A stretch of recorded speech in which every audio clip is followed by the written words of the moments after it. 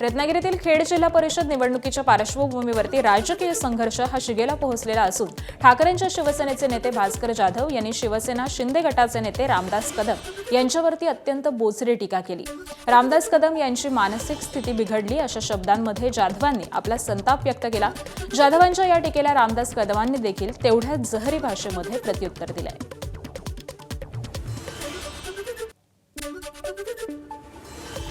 त्याच्या डोक्यावर परिणाम झालाय।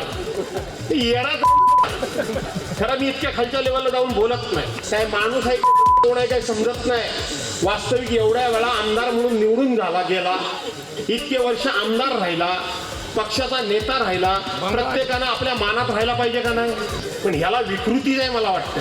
पण एवढ्या पदावर गेलेल्या माणसानं माना सन्मानात राहिलं पाहिजे।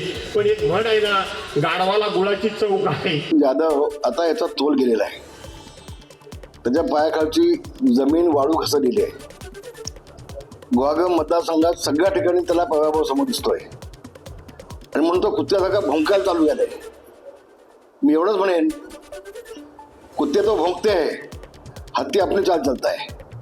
अशा भोंकणाऱ्या कुत्र्याकडे लक्ष द्यायला मला वेळ कुठे आहे? लोकांना आता कळलंय हा कुत्र्यासारखा पिसाळलेला आहे, याच्या डोक्यावरती परिणाम झालेला आहे, याचा मेंदू सडलेला आहे आणि मला चांगल्या डॉक्टरची गरज आहे।